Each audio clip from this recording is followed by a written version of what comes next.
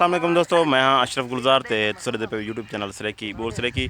दोस्तों अज तो दिखा पे हैं बेट दे लोगों की तैराकी किवें वो पानी दे विच तरदे न, दरिया दे विच तरदे न, जेड़ा कि खौफ सा खतरा इन चीज़ का कह नहीं होंदा कि अगर सारे को सैलाब भी आ वजे तो अस तैराकी जानते हैं सही तरह नाल। अज तो मैं छोटे बच्चे की तैराकी दिखा पिया। जी जनाब, ये छोटा बच्चा थोड़े सामने छलांग लाई सी ऊंचाई तो खुद देख सकते वे, ये सामने ऊंचाई है इतना। अल्लाह अकबर, ये हूँ तरदा वे वैसा थोड़े ये हूँ सारे बच्चे ये तरदे आंदन। इतना पानी तार है पिया, तकरीबन घट होवे तो इतना 15 तो 20 फुट पानी है पिया।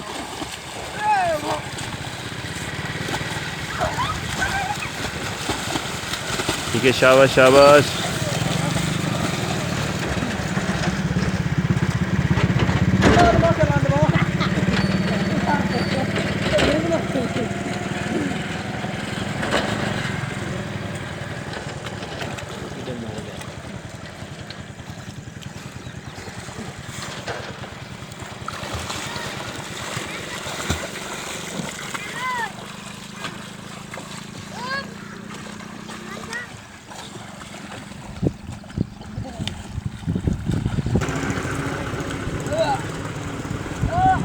जी जनाबे वाला, ये हूँ इतों वाधी कंधी तो पचाधी कंधी ताणी पहुँचना।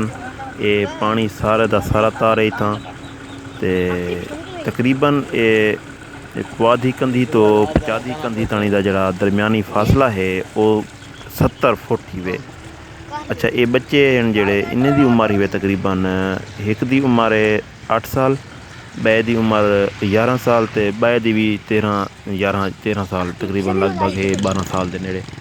ये सारा देखो तुम्हारे सामने सफ़र कर गए कैमरे के नाल तो करीब नज़र आता पिया उसी, लेकिन ये सफ़र ढेर सारा ज़्यादा है पिया। तो मैं दूर करके भी तो दिखे ना भी ये कितना सफ़र है पिया।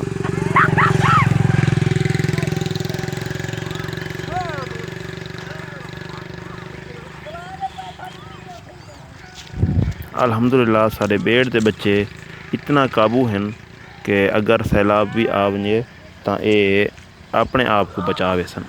ये देखो सामने ये सफ़र देखो जब तुम कितना सफ़र सुना पे।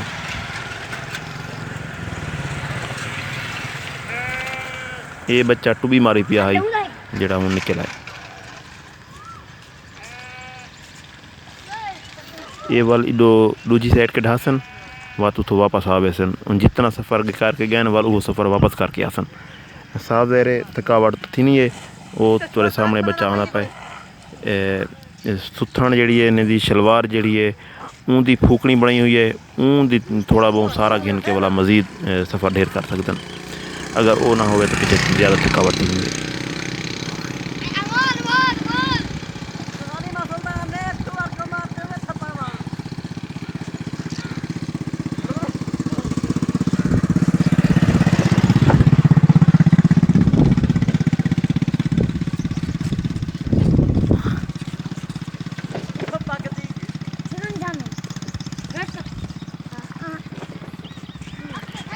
हाँ जी जनाब, ये सामने देखो नीली शलवार वाले बच्चे को उल्टा थी कने तैराकी करंदा आने। मतलब ये अगर पानी दे विच वधे होवन तो ये उल्टे भी थी वजन तो वल भी तैरदे आंदे रहंदन। अल्हम्दुलिल्लाह कोई खौफ खतरा कहीं नहीं डुबण दा।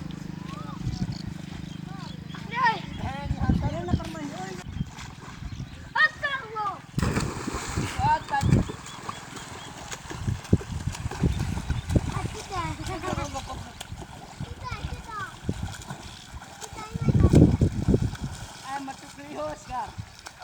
Dapat terbang-terbang nih.